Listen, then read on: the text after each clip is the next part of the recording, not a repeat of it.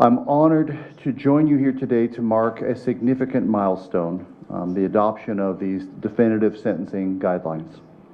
I want to commend the Supreme Court for its work in drafting these guidelines, and I want to thank my colleagues from the United States Department of Justice for their support in the process.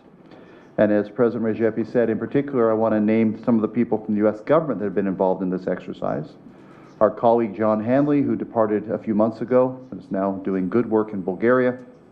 Our colleague Aaron Cox, who is here with us today. And our colleague Benina Kusari, who cares as much about the coastal judicial system as anyone I know. There are other people as well, but I do want to acknowledge the people from my team that have played so much a role in supporting you. This is a choice and action taken by the coastal authorities. We're proud to have facilitated or helped with it. Now, sentencing is one of the most consequential phases of criminal justice. And the definitive guidelines help provide clear frameworks for sentencing criminal offenses in Kosovo.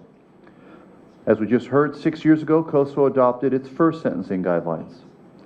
And Kosovo's judicial officials continue to set an example for the countries of the region by integrating a guidelines-based approach into your criminal justice framework. But adoption of these new guidelines is only an initial step. Now, as you all know well, the hard work probably really begins.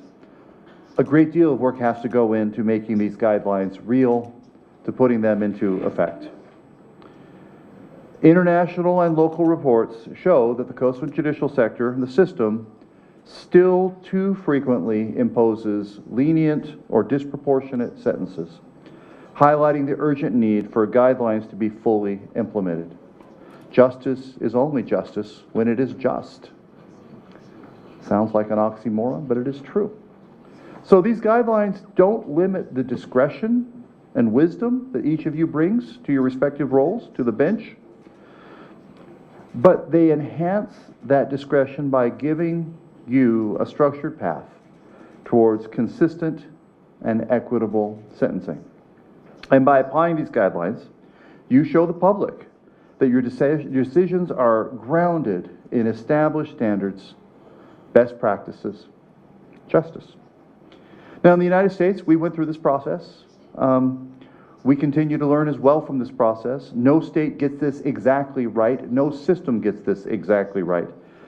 But the use of sentencing guidelines in the United States, while not without some challenges, has absolutely reduced discrepancies across jurisdictions, created a more consistent system that balances judicial discretion with accountability. And I encourage you all to draw from our experience and the experience from other countries that have gone through similar processes in support of a shared effort that I know you share to build a system that fosters trust, impartiality, stability, predictability. Now, the responsibility for sentencing extends beyond judges, beyond the judiciary, and I know we have prosecutors here today as well. And prosecutors and all interested parties have an essential role to play in ensuring that sentencing reflects a balanced and comprehensive assessment. And as you, prosecutors, incorporate these guidelines into your practice, I hope you will always keep the needs of victims in the forefront, and I hope you will play the role you need to play to ensure that that the impact of an offense on the victim is understood and that a victim's voice is heard. Judges have that responsibility as well. But I think prosecutors have a particular role to ensure that a victim's experience, a victim's trauma is part of the consideration, and that a victim feels at the end of the process that they have been heard and that justice has been delivered. So again, I want to acknowledge and commend the hard work that's gone into developing and adopting these definitive sentencing guidelines. I look forward to seeing how their implementation promotes fairness and predictability within the justice system. And I want to close with one single point. Any of you who've worked in the judicial sector, in the rule of law sector, I hope will agree with me. Since independence, since before independence, the United States has been there with you.